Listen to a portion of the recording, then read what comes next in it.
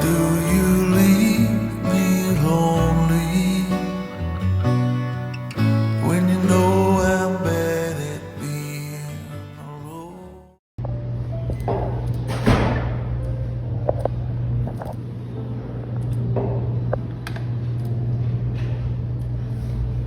Monica, you okay?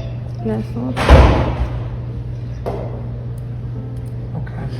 So again, this is on the right is her preoperative MRI scan with a massive amount of tumor. This is the postoperative MRI scan. We did a pretty good job on the tumor above the tentorium. In the portion below the tentorium, we removed some of it. We removed pieces of it, but we left more behind there because it just wasn't safe to remove. So, but the difference between before surgery and after surgery is very dramatic. So now, I'm going to show you, I'm going to get rid of the preoperative MRI. I'm going to show you the postoperative MRI and the new MRI. I will tell you that the spine MRI has not been read yet. The radiologist hasn't formally issued a report. If there's disease, it's pretty subtle. There's nothing bad going on in the spine that explains her walking. Sometimes when patients can't walk, it's because there's a tumor pressing on the spinal cord. I don't see any big tumors pressing on the spinal cord, so that's the one piece of good news. And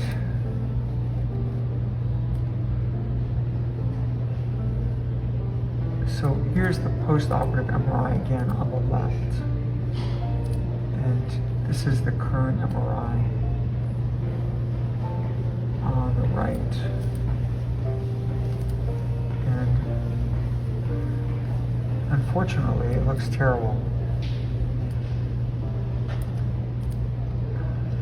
So the tumor in the back of the brain, the infratentorial compartment, has continued to grow dramatically from September 11th to November 28th, despite the treatment. But it's not just there, it's kind of going in different directions. This is tumor in the supratentorial compartment where I resected it. More tumor in the supratentorial, a separate little spot in the supratentorial compartment. Another little nodule here. All this stuff wasn't there at the end of the surgery. I'm showing you the after the surgery. And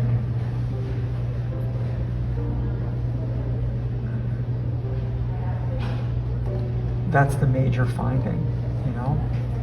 And so you see there's lots above the tentorium where we were very aggressive in removing it, and it kind of goes in different directions. And then the portion below the tentorium, this membrane, is bigger and more aggressive, you know? And so it puts us in a very difficult position because, you know, a 13-hour risky surgery, we removed a ton of tumor, but now only 2 months later, it's as if we did very little. A lot of it is back. And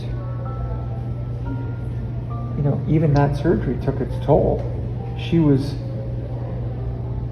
I think, seeing at least something before the surgery, so somehow I think she lost vision from that surgery. The portion Dr. of the Sandberg, yeah. What would you recommend at this point? You know, my first choice is always, if I think I can do surgery to remove a significant portion of a tumor safely, that gives any other treatments a better chance to work. But I honestly don't think that I or really anybody else can remove a dramatic portion of this tumor safely and it wouldn't just keep coming back quickly, you know? So, you know, in terms of the options for brain tumor, just listing all options, right? So there are 4 options. One option is to do nothing, and we'll talk about that. Another option is to do surgery, followed by something else. I personally don't favor that. I think we're more likely to cause a new problem or hurt her badly, and the tumor is going to grow back even if we do a good job in a very quick fashion. This has proven itself to be an extremely aggressive tumor. And there comes a point where surgery is not the right answer. So radiation is another option, but she's already had radiation, and I think the likelihood of radiation working another time is essentially zero, because when you've had radiation, the dose that you can give is very limited. And this tumor goes in different directions. The radiation field would be huge. And then the final option is medicines, is chemotherapy. And as I think you guys know, there's no magic bullet for this aggressive tumor. There's no miracle that I have found, although I wish there was. And we were hopeful that this drug that Dr. Siddiqui is trying would give her a chance. I forwarded a video from my trip. I looked on the computer and I forwarded a video of her films to Dr. Siddiqui and asked her thoughts. And basically, she doesn't have anything brilliant to offer, but there are basically two choices from her standpoint. One choice would be to do nothing, to stop what we're doing, because the drug that she's getting is not working. The other option would be to continue it and try to add another drug to it. And the other drug that she proposed is a drug called Avastin, which has been used for a number of different tumors in the brain and elsewhere. I've personally never seen it be effective against ependymoma, against anaplastic ependymoma. That's all she has to offer. And of course, you're always welcome to look at other institutions, clinical trials at other centers. I don't think in this situation, I'm just being honest with you because I want you to hear the truth. I don't think there's anything around the country or around the world that I've heard of that is going to bring anybody great excitement. And this tumor that anyone's going to say, oh, we've got the drug for there that we think has a really good chance of working. And so I'm so sorry. Dr. Sandberg,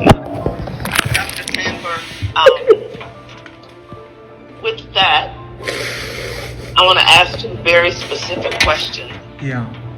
If she tries to continue chemo, what is her quality of life continuing to live chemo? That's the first question. And the second question is, if Monica chooses to do nothing, what is the expected duration of life? Yeah, those are two very important questions, and I'm so sorry. I understand very well the impact of the words that I'm saying on both of you. So to answer the first question, let me ask you a question first, right back, which is, has she had side effects that you have recognized from the chemo that she's getting? So a couple of things. One, as Monica said, before she came to the hospital, there was lethargic to a different degree. Almost as if her brain is no longer telling her legs to work.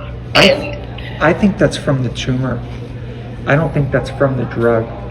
I think that's from the tumor getting bigger and pressing on the brainstem and the thalamus and deep areas of the brain. So to answer your first question, and I think, more specifically, probably she's not having significant side effects from the medicine, but, the medicine is clearly not working.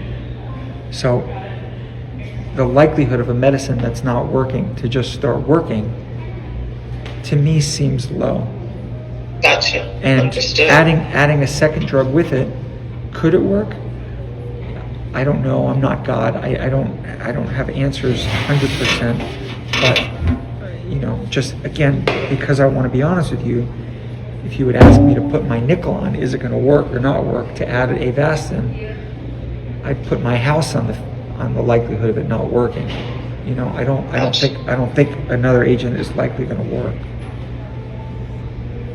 Gotcha. Okay. And I wish I could tell you otherwise. The answer to the second question, I'm also going to give you a very unsatisfying answer, which is I don't know. I honestly don't know. this is something that we doctors are terrible at. When we're asked this horrible question, is how long does a patient have to live? Sometimes it's very obvious. Sometimes it's obvious that a tumor is slow growing and they're going to live for years. Other times, if they come in comatose and their MRI looks horrible, you can tell a family it's a matter of days.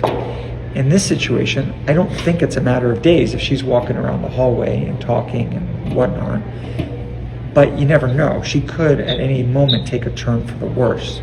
So if you had to ask me a wild guess, my wild guess is that if you did nothing, we're talking about weeks to months. How many weeks versus how many months? I don't know. So I would say likely less than a year, probably a lot less than a year. But I just can't answer that question perfectly because we are terrible at it. I'm so sorry. I got you. Thank you for your candor. Thank you for just your just to interrupt you for a second. I'm so sorry. Ms. Balfour just walked away. I know she's having a hard time with this, obviously, of course. And so I will go after her, but she left her phone on the counter here too. Okay. She asked me to. She said that she didn't want to do the call today, just because she didn't want to hear this, and so she's perfectly fine with me engaging with you, perfectly. Yeah. But if you want to go get her, or let me just go and see if she's okay Sure. for a second, and try to bring her back if she'll come back with me. Okay? Okay, I'll be right back. Thank you.